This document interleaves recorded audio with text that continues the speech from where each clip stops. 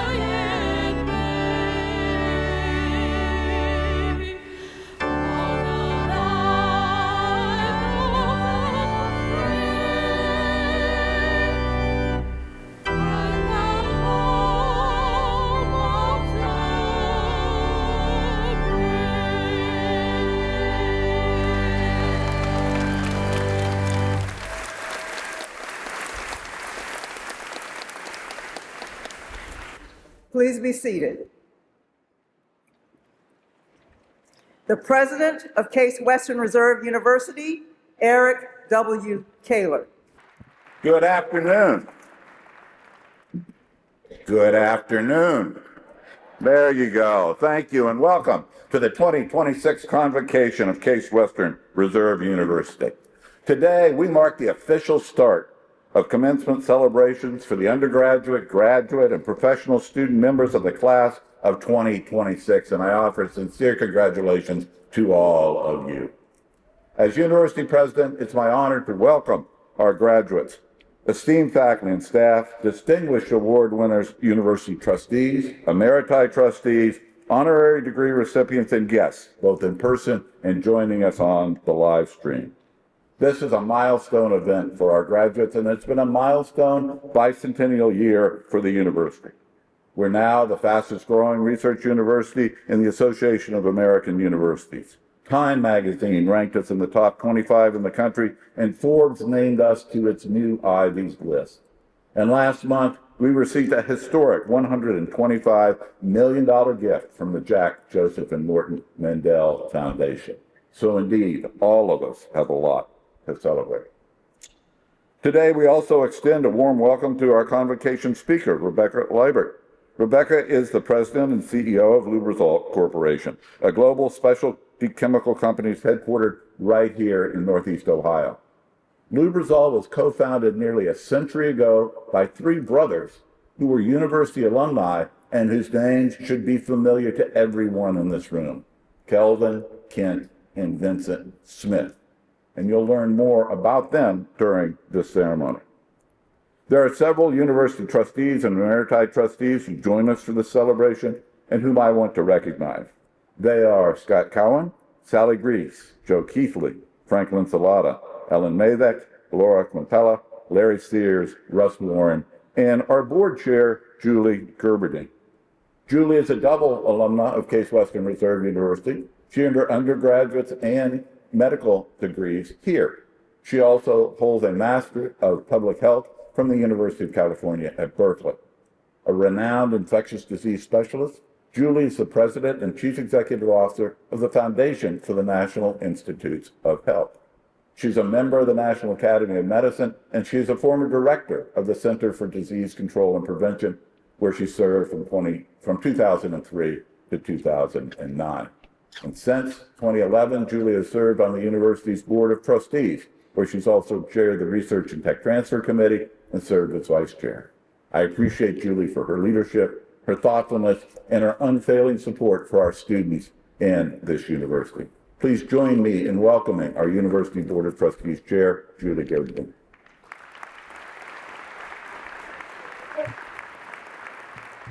Thank you, President Taylor.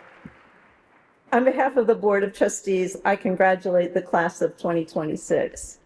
As both an undergraduate and a medical student alumni, I think I have a pretty good idea of how hard you work to earn the degrees that you're going to receive this week.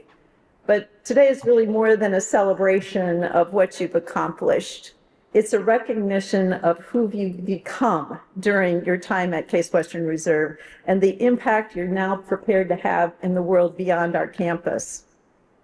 Our tagline, "Be a Force," feels especially fitting today because the world you're entering does not simply need talented and well-educated people. It needs people who boldly move things forward. Be a force that brings curiosity in a room filled with certainty. Be a force that chooses integrity when it would be easier not to. A force that discovers, builds, creates, heals, and includes. A force that makes other people's lives better. Your degree represents a lot of knowledge and hard work, but your real legacy will come from how you use both in service of something larger than yourself. So as you leave this campus, I hope you will carry with you the friendships, the mentors, the lessons, and the values that shape you here. And most importantly, the confidence that you are truly ready to take on your next challenges. So congratulations, classes of 2026. Go out and be a force. Thank you.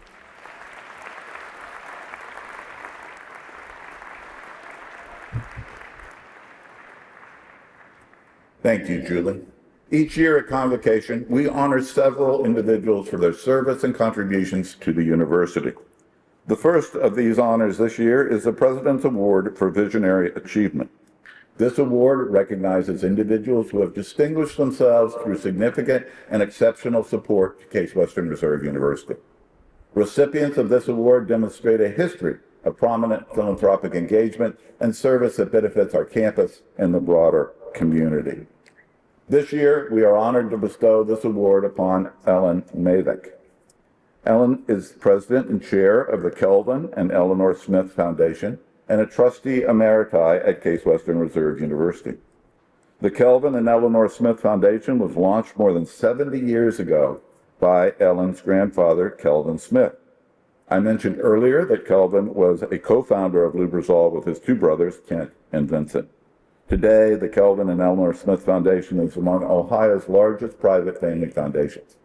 Ellen has served as the foundation's president since 1997, and in that time, its philanthropic giving has had a significant impact on this university. The Smith family and the foundation have contributed more than $123 million in philanthropic support across the university, providing funds for many campus projects and scholarships.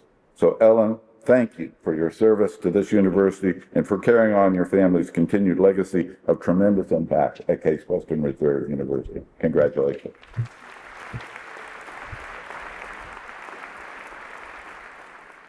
I'm still old-fashioned. I bring my own speech with me everywhere I go. Anyway, thank you, President Taylor, for honoring me with the President's Award for Visionary Achievement. I am deeply grateful to be recognized not only individually and as a representative of my family and of the Kelvin and Eleanor Smith Foundation. CWRU is a seminal institution in our family history, starting with my great-grandfather, who attended Case School of Applied Science in 1885. Albert W. Smith later became a faculty member and ultimately served as chairman of the chemistry department here. All four of his children graduated from Case, as well as Albert's three sons co-founded what is now known as Lubrizol Corporation.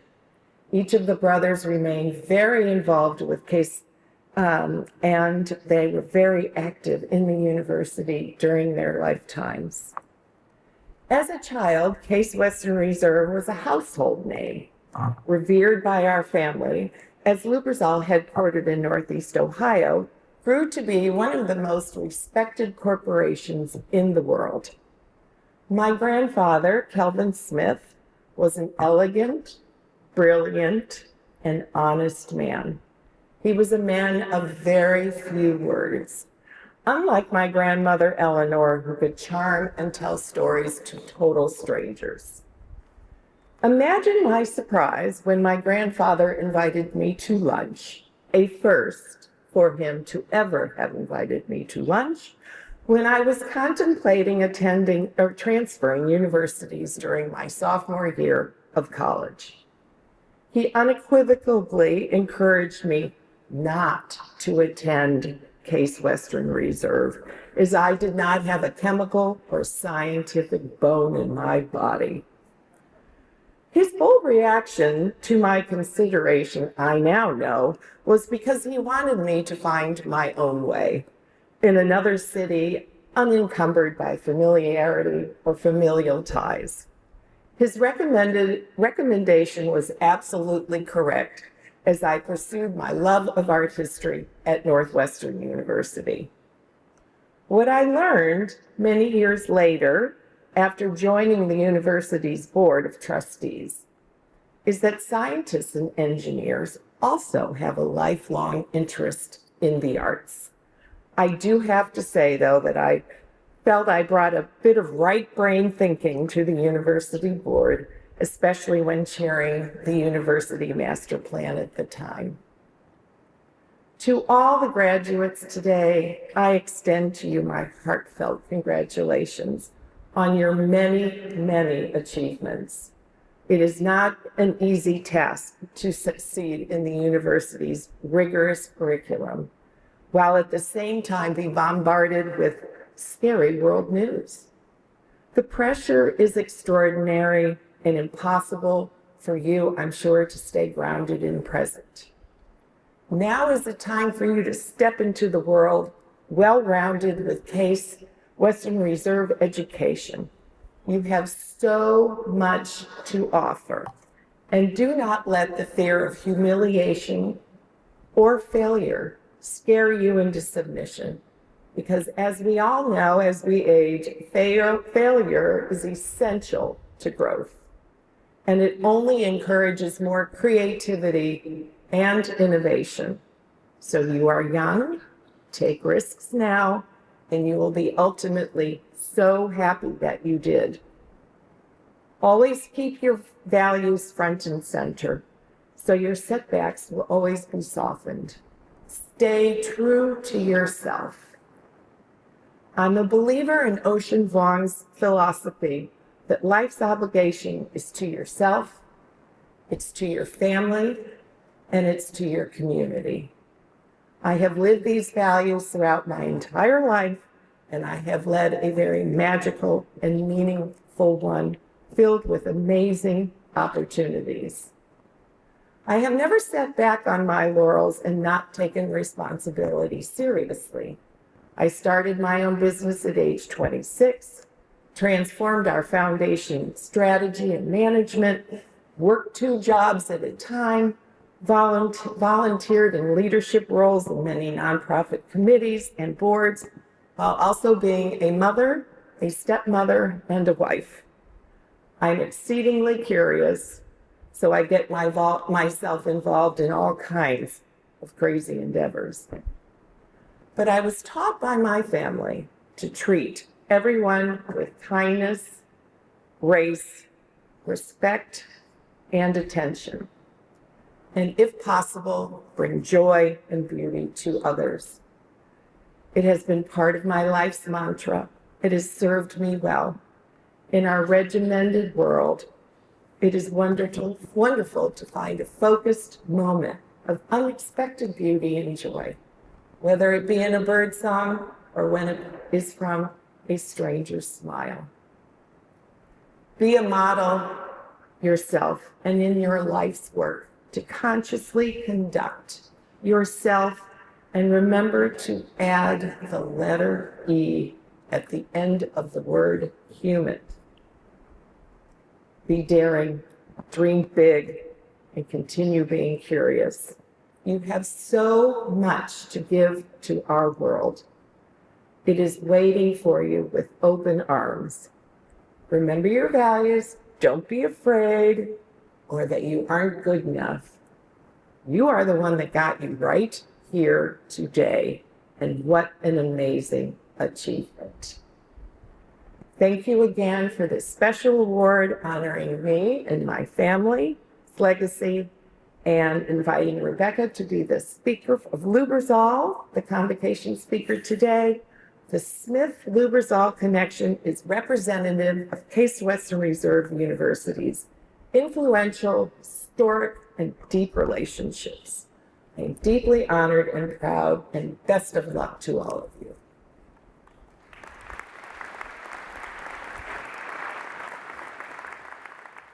Now it's my pleasure to introduce our newest distinguished university professors. These are faculty members who are internationally renowned in their fields and deeply engaged in university life.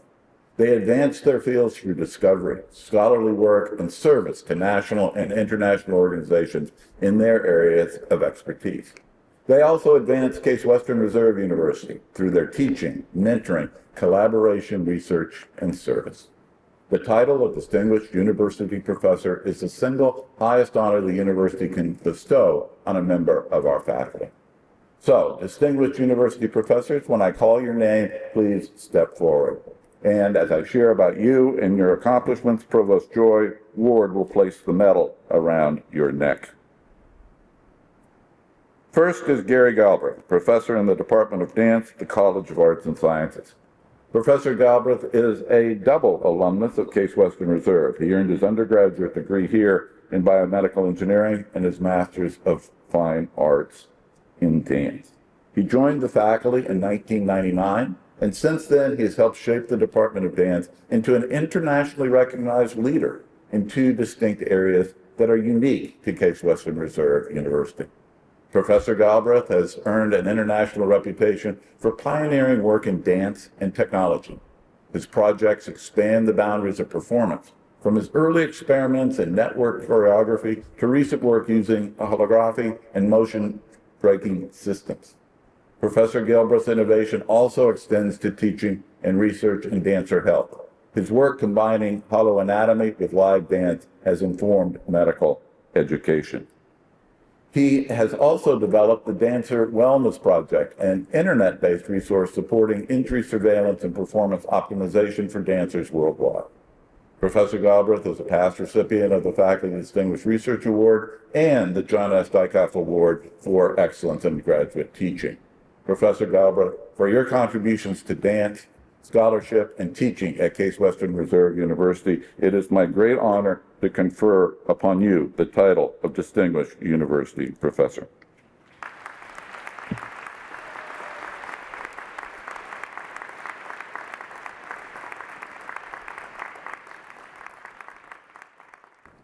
Our next honoree is Sharona Hoffman, the Edgar A. Hahn Professor of Jurisprudence and co-director of the Law and Medicine Center. She also has a secondary appointment at the School of Medicine's Department of Bioethics. Professor Hoffman is an internationally recognized expert in health information technology and medical privacy law. She has served on the School of Law faculty since 1999 and is among its most prolific writers. She's written 2 books, more than 80 articles and book chapters, and 45 opinion or other short pieces, all spanning various aspects of health law. Her recent writings have covered the law-related aspects of aging, cognitive decline, healthcare access, and artificial intelligence. Her recent book, Aging with a Plan, How a Little Thought Today Can Vastly Improve Your Tomorrow, helps readers understand how to build sustainable social, legal, medical, and financial support systems for aging and, importantly, for caregiving. She frequently gives public talks and shares her findings so that her work has broad reach and impact. Professor Hoffman, for your contributions to health, law, and to your students, and for sharing your research widely, it is my great honor to confer upon you the title of Distinguished University Professor.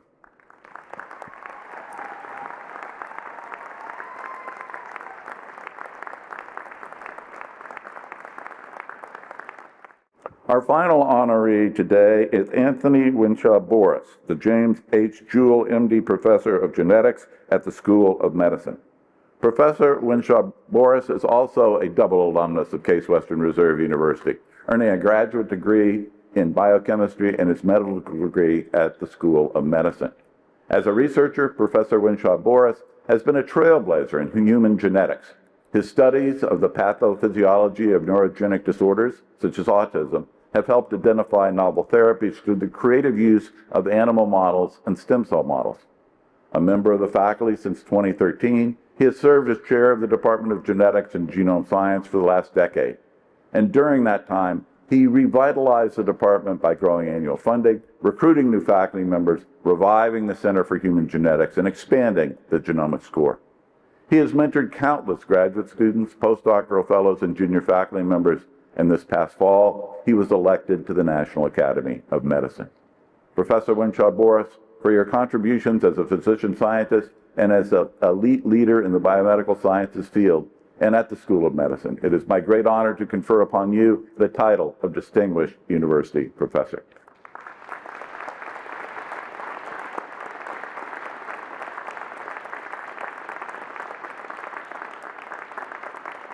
Please welcome Provost and Executive Vice President Joy K. Ward.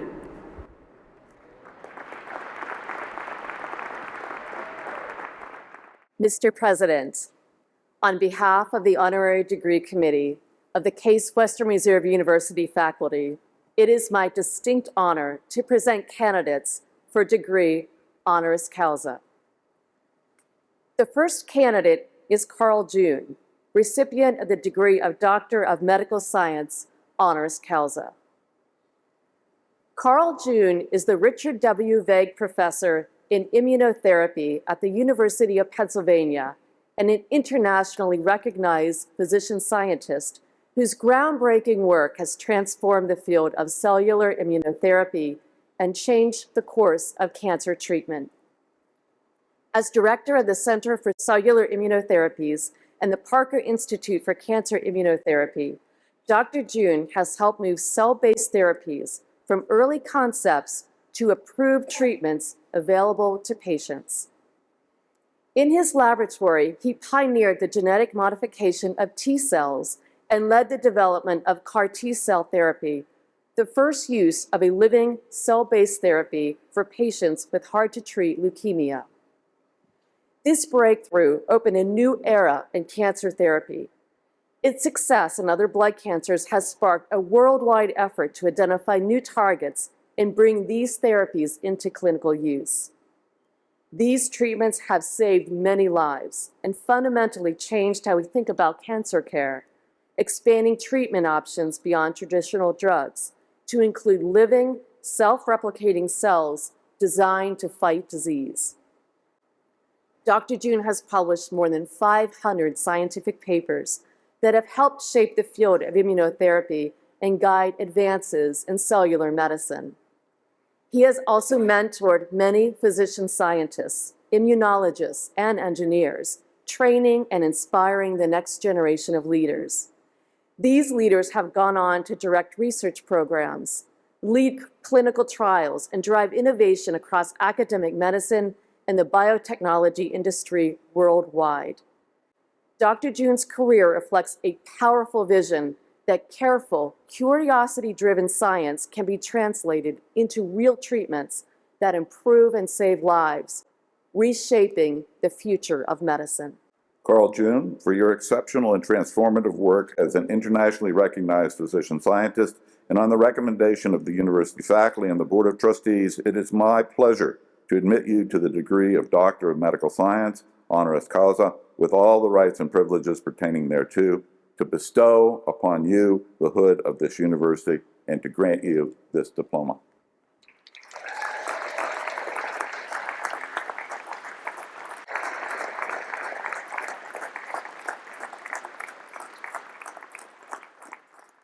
Mr. President, on behalf of the Honorary Degree Committee of the Case Western Reserve University faculty, I present Terrence Zanowski as a candidate for the degree of Doctor of Science honoris causa.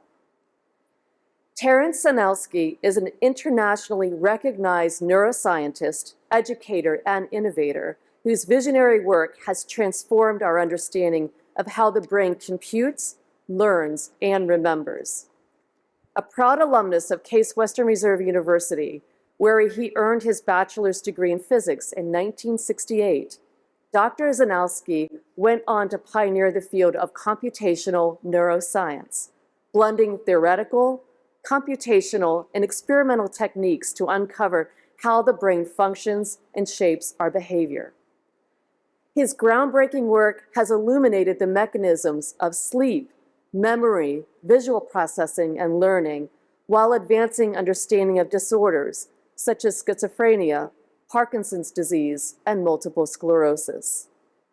Dr. Zanowski has also been a foundational figure in artificial intelligence. His early work on neural network models helped lay the groundwork for modern machine learning systems, influencing the development of today's AI revolution. His ideas continue to shape how researchers think about learning systems, both biological and artificial. As the Francis Crick Chair at the Salk Institute for Biological Studies and a distinguished professor at the University of California, San Diego, Dr. Zanowski continues to lead groundbreaking research while mentoring future generations of scientists. He is also a gifted teacher who co-created the course Learning How to Learn, which has reached more than 4 million students around the world. Dr. Zanowski has dedicated his life to advancing scientific discovery, human knowledge, and innovation, values that shine through in his work as a scholar, teacher, and one of our most distinguished alumni. Terence Sanowski, for your many accomplishments as a neuroscientist, educator, and innovator, and on the recommendation of the university faculty and the Board of Trustees, it is my pleasure to admit you to the degree of Doctor of Science, honoris causa, with all the rights and privileges pertaining thereto, to bestow upon you the hood of this university, and to grant you this diploma. Thank you.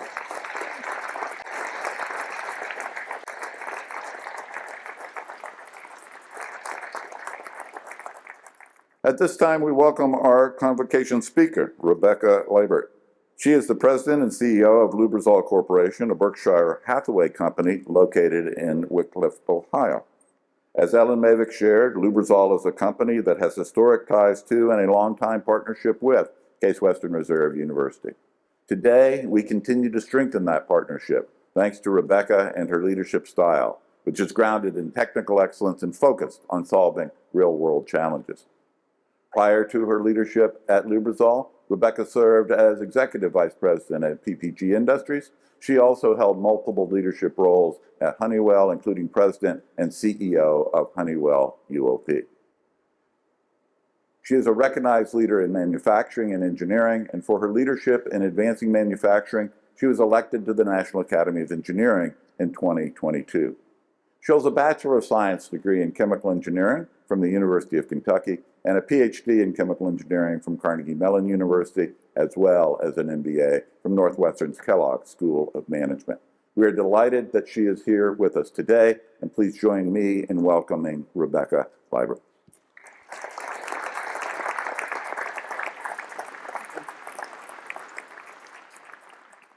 Good afternoon, faculty, students, and soon-to-be graduates of the great Case Western Reserve University. It's truly an honor to be part of this milestone moment. Today's celebration of your hard work, of your perseverance, curiosity, and growth. For our graduates today, you close a chapter and, at the same time, stand at the precipice of something entirely new. I understand how you must be feeling, a powerful combination of pride and anticipation. I know that feeling too. I had the privilege of attending 3 commencements of my own. As Dr. Kaler said, a bachelor and PhD for engineering degrees, and later an MBA. I like to think with each progression, I emerged not just a little bit older, but more experienced, smarter. I will admit Each time I had similar thoughts. I know it all. Game on. What I've learned since is there's always a bit more to know. Learning can never stop. What you've accomplished here at Case Western Reserve is not a conclusion, it's a launch pad. The skills you build on next, often outside the classroom and sometimes in very unexpected places, will matter just as much as the ones you've built here today. Today I'm here representing Lubrizol, a global specialty chemical leader. Chances are you've used our products multiple times already today. When you brushed your teeth, washed your hair, drove your car, took your medicine, went out for your morning jog, or enjoyed countless other applications. The origins of that impact are rooted right here in Northeast Ohio and Case Western Reserve University, as you've heard from Ellen. In 1928, the company that would become Lubrizol was founded by three brothers, Kent H. and Kelvin Smith, who graduated from Case School of Applied Science, and Vincent Smith, who earned a degree from School of Law, and their colleague and fellow alumnus, Francis Alex Nason. The Smith's father, Dr. Albert W. Smith, was also a Case School of Applied Science alumnus and served as the head of chemical and mining engineering departments, so lots of university connections. What began as a small operation focused on lubricants for automobiles grew through innovation, collaboration, and disciplined execution into the global specialty chemical leaders that Lubrizol is today. What a legacy. And that legacy continues to connect us, Lubrizol and Case Western Reserve University. Today, we're fortunate to have more than 100 university alumni working at Lubrizol, not only in engineering, research, and innovation, but also across business, IT, legal, and more. Our decades-long partnership with this university has helped accelerate product development, advance research, and deliver customer value in a wide range of industries. It's a powerful example of what happens when academia and industry work together. And it's also an important lesson for all of you. To be truly great, to grow, evolve, and thrive, you can't go it alone. Progress, whether in science, business, medicine, or society, requires collaboration, trust, and the willingness to learn from people with perspectives different than your own. No matter where your career takes you, your success will depend on your ability to learn from others, rely on their expertise, and collaborate across boundaries, while staying true to your values and your roots. I grew up on a family farm, and while I didn't know it at the time, those roots and the experiences that grew from them have profoundly shaped my approach to leadership. On the farm, I gained practical engineering experience, feeding animals, fixing equipment, tending crops, and solving problems with what was available. When something broke, you didn't wait for the perfect condition or all the right tools. You were inventive, resourceful, and figured it out. In addition to the engineering lesson, the farm, and my family behind it, taught me about business. My parents were educators, so they instilled a quest for continuous learning. And I learned so much from my grandmother, too. We called her Mimi. Mimi had an extraordinary sense of ownership. She never walked past something that needed to be done. If there were vegetables to be picked, she picked them. If there were clothes to be folded, she folded them. She even carried a hoe as she walked through the farm, just in case there was a weed that needed to be removed or a hole that needed to be filled. Mimi taught me, if you see something that needs to be done, do it. Take initiative and own it. To this day, when I walk through our manufacturing plants, if I see a piece of trash or a stray nail on the floor, I pick it up. Sometimes people look surprised. After all, shouldn't a CEO be focused on bigger things? But here's what I've learned. If the small things don't matter, who will trust you with the big ones? Excellence is built on one decision, one action at a time. And the small things add up. I've shared with you some foundational lessons already, but I want to leave you with 5 more as you embark on your next chapter. Hopefully, you'll remember something from all of them, but even if you just take one with you as you walk forward, I promise you'll be well on your way.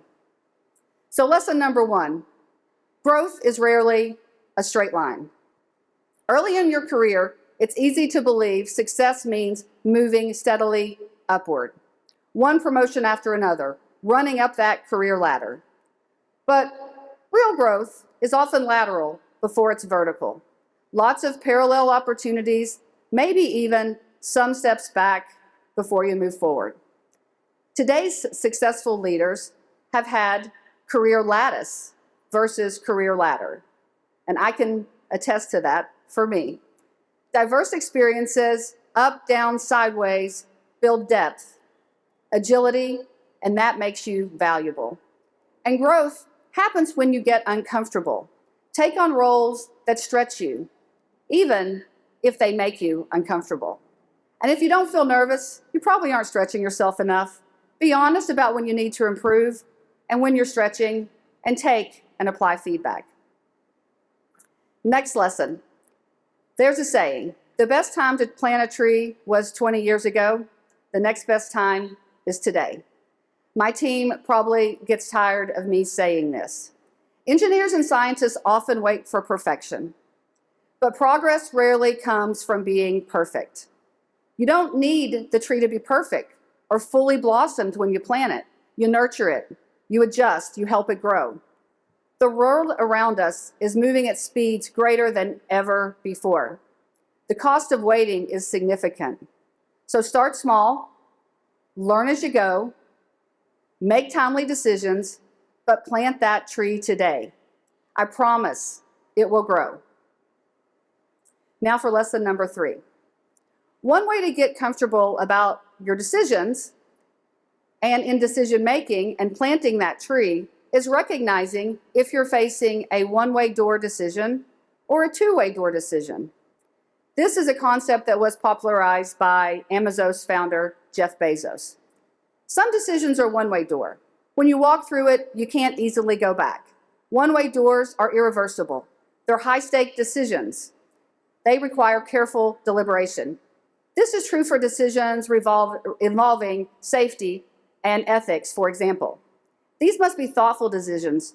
There's no room for mistakes.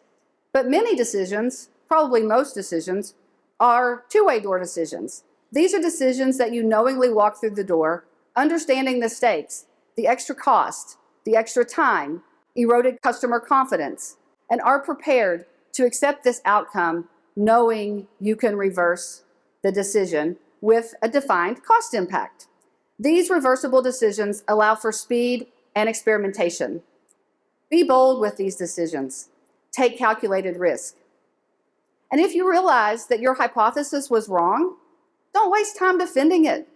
Walk back through the door and start all over again.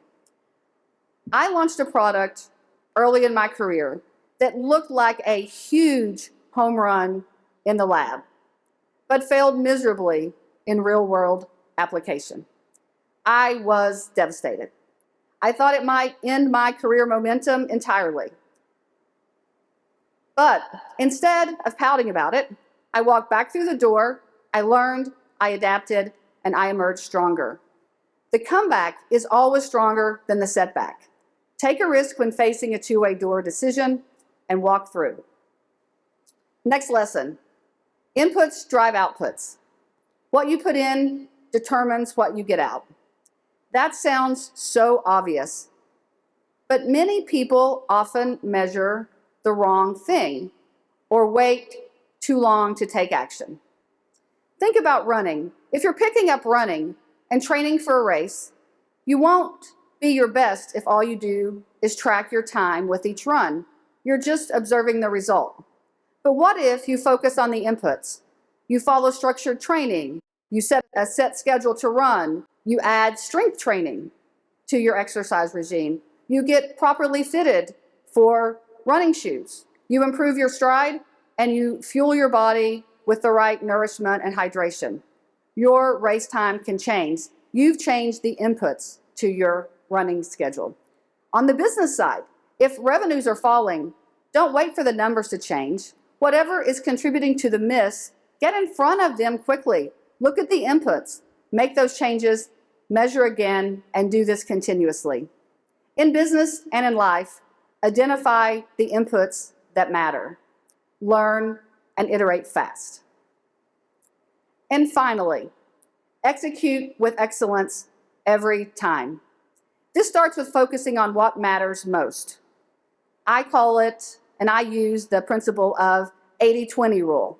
It's a principle that says 80% of the outcomes come from 20% of the actions.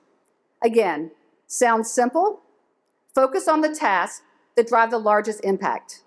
But too often, we focus on what's most urgent, looking at email inbox, trying to clear it out, rather than focusing on that impactful project, or tackling the low-hanging fruit first. To put the best 20% to work, you need to identify what 20% of your activities, products, or customers drive the highest results. Then build an action plan to spend more of your concerted time on those activities and deprioritize the rest. Focus is a key part of execution excellence. Prioritize, eliminate waste. Decide not just what to start, but what to stop based on the data. Another part of execution excellence is always having a contingency plan. Imagine upfront all the ways a project could go sideways. Understand the risk points. Build protection against those. And be ready to pivot when those challenges come, because they typically will. Executing with excellence takes discipline. It's a habit. Start today. Graduates, you're stepping into a world that's complex, fast-moving, and full of challenges. That's not something to fear. It's an invitation. The world needs people who can think critically, act decisively, and collaborate willingly. It needs people who are willing to get uncomfortable and see the challenge as an opportunity. That's exactly what Case Western Reserve University has prepared you for. Today, you plant your tree. It won't be perfect. It doesn't need to be. There will be seasons of growth and seasons where progress feels slow. But if you nurture it, stay curious, take ownership, apply feedback, and learn, it will grow stronger than you ever imagined. Wherever this path takes you, know this: you're ready, you're needed, and your best work is still ahead. On behalf of all of us who believe in your potential, congratulations. Step forward with confidence, plant boldly, nurture what you start, and never underestimate the impact of what you can grow. Thank you.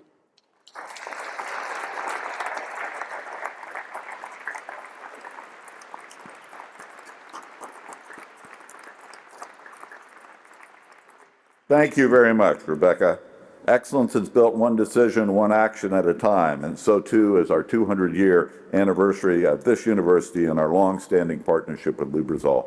We very much appreciate your generosity in being here with us this afternoon and for your leadership of Lubrizol and its continued support of our university. So now it's my pleasure to introduce Celine Desiree, the President of Undergraduate Student Government.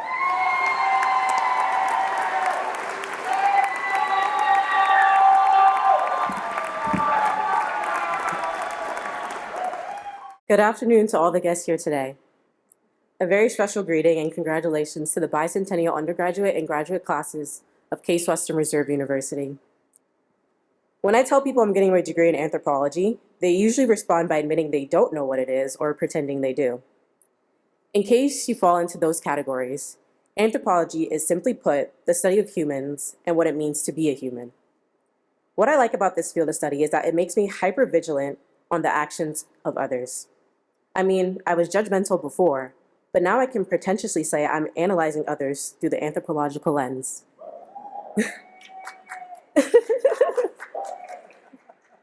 A major part of human nature is our differing cultural practices, or our learned patterns and behaviors of a group.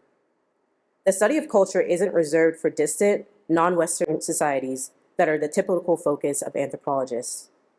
Large ancient societies, just like mid-sized research institutions, have their own distinct culture. For the past year, Case Western Reserve University has been the site for my ethnography. Here, I've adopted humility when soaking in the lessons I learned from my professors and my peers. I've observed students marked with resilience, individuals who are extremely passionate about their studies, their friends, and their career aspirations. This university curates individuals determined to cement themselves as a force for the country and the world. The pressure of speaking to more than 1,000 of my peers, combined with a bad case of senioritis, has made it difficult for me to write this speech. I just stated I attend a university with intelligent, passionate changemakers. What makes me qualified to speak to you all today? I don't have the most cool spirit. I mean, most of my crew merch is usually my sleep shirts. I'm certainly not the most athletic. One time I got winded walking from Tink to Twing. And that's why I knew I had to lay off the dead moss sticks. But when those bouts of self-doubt consumed me, I began to understand the importance of unlearning. Now you're thinking, Zelene, I did endure several grueling years here in Cleveland and attend a university like Case Western Reserve to unlearn. The ability to shake off self-doubt and instill words of confidence and determination is a core skill I learned here at Crew. To my graduates, we're about to walk into a world where nothing is promised but death and taxes. You are probably feeling anxiety about an unknown future. If I can leave you with nothing else today, remember this: you can do it. We take for granted the power of a tainted mindset and how that can get in the way of reaching our goals. I also urge you to apply some unlearning to other areas of your life. When we take on the challenge of attending an institution of higher education, we are stripping ourselves of the bliss of ignorance. As much as you need to learn, you need to open yourself to unlearning. Unlearn what society has told you about your neighbor that looks a little different than you, loves a little different than you, prays a little different than you, and is born in a place a little different than you. This is central to what anthropology has told me. We have so many differences that we have been socialized to see as points of contention, but I see them as opportunities to learn. Just as you entered the classrooms at this institution ready to learn a host of different subject areas, walk into the world ready to learn from all the people you meet. Allow those you do not usually interact with to touch your hearts and advocate for those you will never meet. Class of 2026, I will leave you with this. This world is yours to define. Do not allow comparison and self-doubt to run your life. This requires us to unlearn things like bias, our perception of the status quo, and yes, that internal doubt that pesters us like a Canvas notification. Congratulations, class of 2026. I know you will do amazing things. Thank you.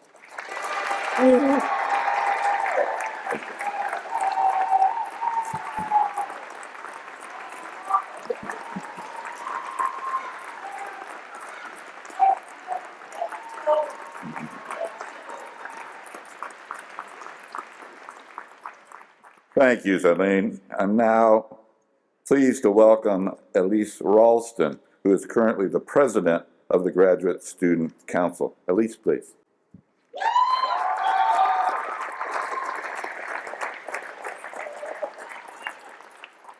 Good afternoon, graduates, families, faculty, and friends. My name is Elise Ralston, and it's such an honor to be here with you today. This moment feels especially meaningful to me because not too long ago, I was sitting exactly where you are. Back in 2023, I graduated with my bachelor's from Crew, so being back here now feels a little surreal. It also means I can confidently say that I know at least some of you are thinking, I made it, but what now? Which brings me to a piece of wisdom that I did not expect to build a commencement speech around. It comes from Kermit the Frog in The Muppet Christmas Carol, who said, "Life is made up of meetings and partings. That is the way of it." Now, I recognize that quoting Kermit the Frog at a commencement ceremony is a bold choice. Some might even call it questionable. But stay with me, because he's not wrong. This moment is exactly that. It is a meeting and a parting at the same time. You're celebrating everything that you've built here, the friendships, the routines, the version of yourself that grew in this place. And at the same time, you're stepping into something new that is a lot less structured and a lot less predictable. And if you're feeling a little unsure about that, you're absolutely not alone. The next chapter of your life will not come with a syllabus. There is no outline, no clear set of expectations, and no rubric tells you whether you're doing things the right way. What you have instead is choice. And with that choice comes both the opportunity and the challenge to step outside of your comfort zone. When people talk about being brave, it often sounds like something big and dramatic. It sounds like confidence, certainty, and fearlessness. But most of the time, bravery does not feel impressive at all. Most of the time, it feels uncomfortable. It looks like applying for a job you're not sure you're qualified for. It looks like moving somewhere new where you don't know anyone. It looks like speaking up when you're not completely confident or trying something while knowing that there is a real chance you might fail. That feeling of discomfort is not a sign that something is going wrong. It's usually a sign that something's changing, and that's a good thing. Your comfort zone is familiar and safe. It's where you know what to expect and where you feel in control. But it's also where things stay the same, and if you stay there too long, you stop growing. Everything that brought you to this moment required you, at some point, to step outside of that comfort zone. You took classes that challenged you, you adjusted to new environments, and you figured things out even when you weren't sure you could. And that doesn't stop here. If anything, it becomes more important now because no one is assigning you the next challenge. You have to choose it for yourself. And the truth is, you're not always going to feel ready to do that. There will be moments where the safer option is to stay where you are. There will be moments where taking the risk feels uncomfortable enough that you start to talk yourself out of it. There will be moments where you wish someone would just hand you a clear answer. Unfortunately, that person does not exist, and if they did, they probably would not be a frog. But what you do have is the ability to take a chance on yourself. So be the person who tries, even when the outcome is uncertain. Be the person who walks into unfamiliar spaces and decides they belong there, even if it takes time to fully believe it. Be the person who is willing to feel uncomfortable in order to grow. And when it feels scary, remind yourself that you've already done difficult things. You've already adapted, learned, and pushed through challenges that once felt unfamiliar. You've already proven that you're capable of more than you thought. This moment is not where that ends. It's where it expands. So as you leave today, do not just look for what feels safe or expected. Look for the opportunities that challenge you. Look for the things that push you outside of your comfort zone. Ask yourself, what would you do if you were just a little braver? And then do it. As Kermit the Frog reminds us, life is made up of meetings and partings. That is the way of it. You have had your meeting here, and now it is time for your next parting and your next beginning. And yes, apparently that applies even when you're trying to avoid real life after graduation. Congratulations, 2020, class of 2026. We did it.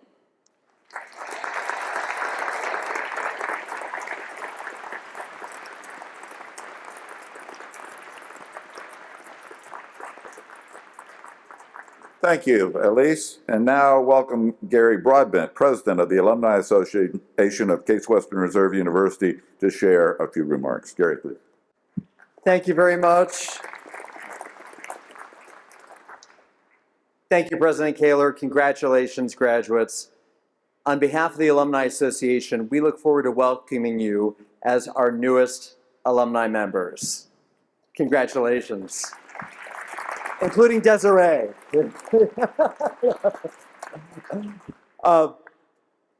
We are a proud and distinguished global group of alumni with more than 128,000 alumni worldwide. Our Alumni Association is full of people just like you, exceptional, hardworking, committed, and aware. So today I have 3 to-dos for you. Number 1, use the Alumni Association as a resource. We've literally been where you are, not just here at Case Western Reserve, but we've also had the experience of being new graduates and just getting started. We would love to help you. Number 2, stay in touch. Follow the Alumni Association on social media. If you go to CWRU Alumni on Instagram, you'll be on your way. Number 3, remember that as alumni, we give back our time, our talent, and our treasure.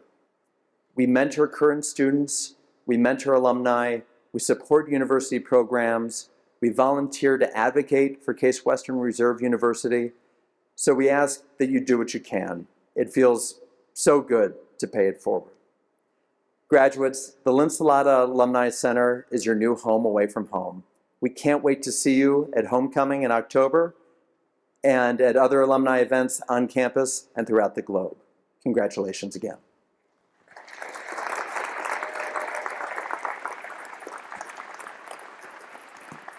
Thank you, Gary.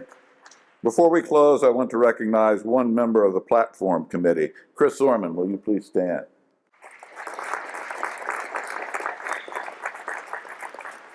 Chris was appointed to serve as interim dean of the Case School of Engineering last July.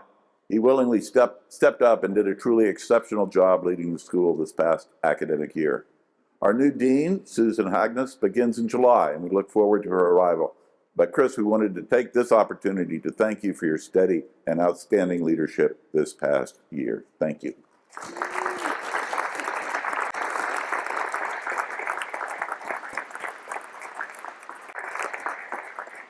And now back to our graduates. The diploma each of you will receive in the coming days reflects your hard work and commitment to your fields of study.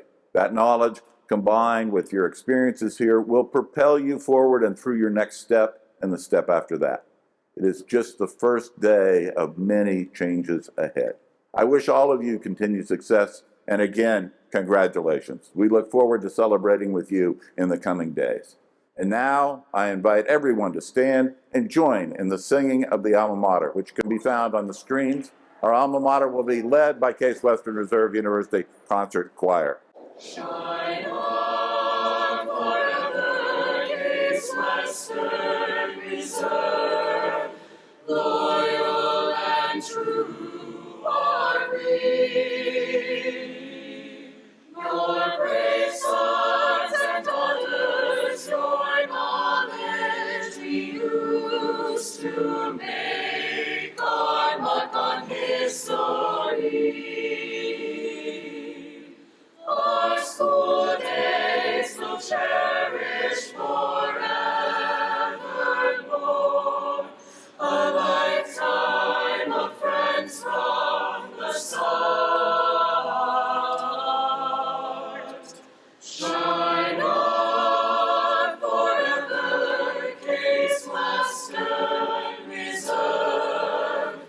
You'll be forever in our hearts.